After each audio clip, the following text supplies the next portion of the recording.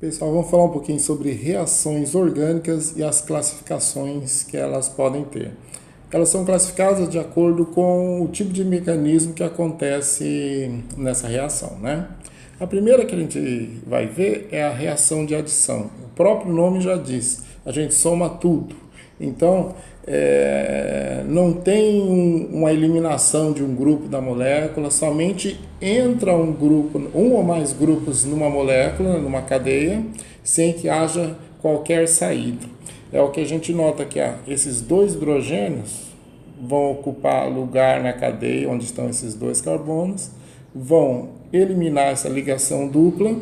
Então, os dois hidrogênios foram adicionados a essa cadeia, então classificado logicamente como reação de adição.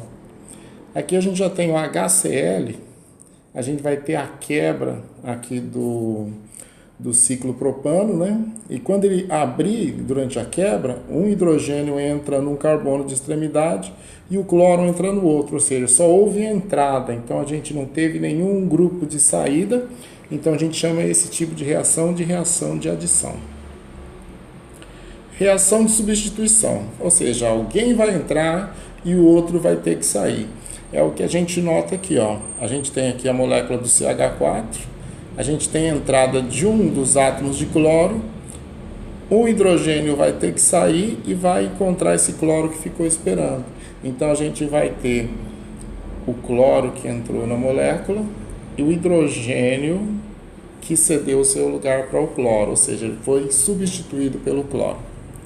Nas reações de eliminação, reação de eliminação, a gente vai ter a saída de um grupo da molécula, sem que um grupo externo a ela intervenha nessa situação.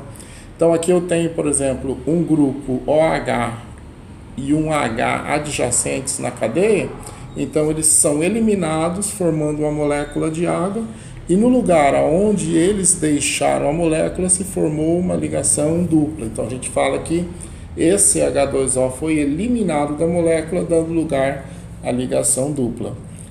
Como isso aconteceu na própria molécula, não precisou de uma segunda molécula igual a ela para acontecer isso, a gente chama isso de um fenômeno intramolecular.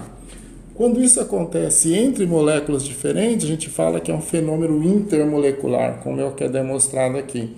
A gente vai ter a mesma eliminação de água, só que a gente vai ter isso aí acontecendo, uma das cadeias liberando o OH e a outra cadeia liberando o H para formar água. Então a gente fala que essa eliminação de água ocorreu de forma intermolecular.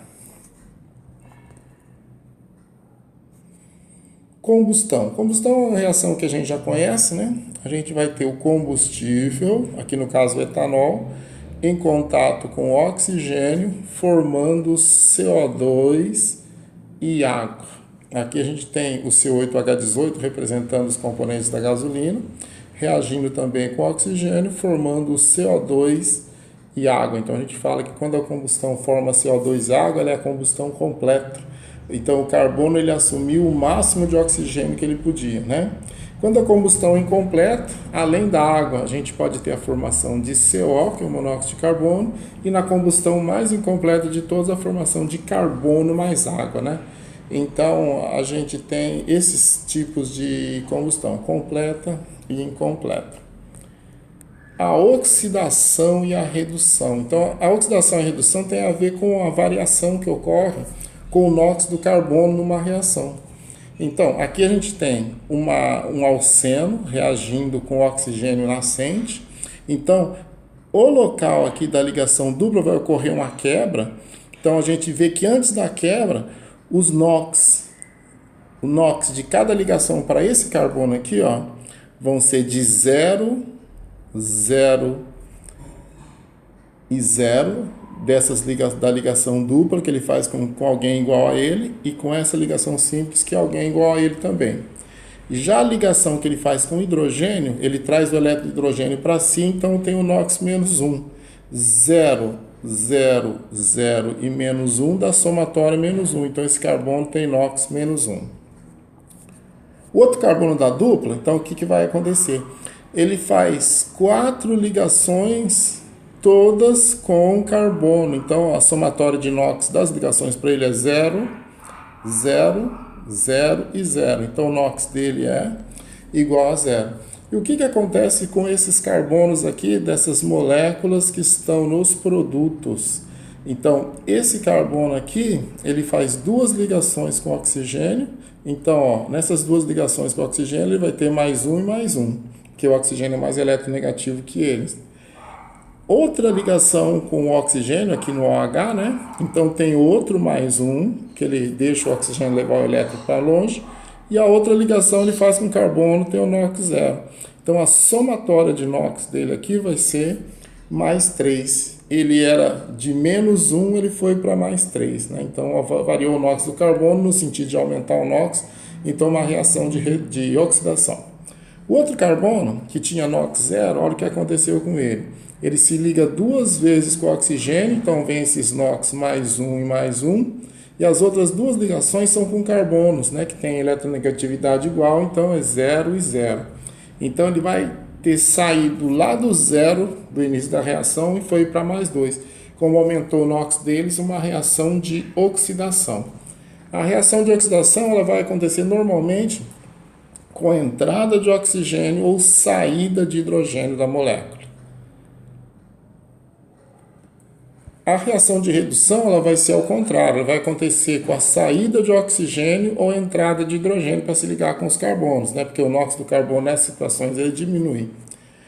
Esse carbono aqui está ligado em duas vezes ao oxigênio, então mais um e mais um, e as outras duas ligações são ligações com carbono, 0 e 0 de NOx. Somando 1 mais 1 vai dar NOx mais 2 para ele. O que aconteceu aqui? Ó? Com a mudança que ocorreu, ele deixou de ter uma ligação dupla com o oxigênio e passou a ter uma ligação simples. Então, mais 1 para essa ligação, 0 e 0 para os NOx das ligações com carbono. E agora ele tem uma ligação com hidrogênio, ou seja, entrou hidrogênio, é uma ligação em que o carbono traz o par de elétrons para ele, então menos 1 para essa ligação.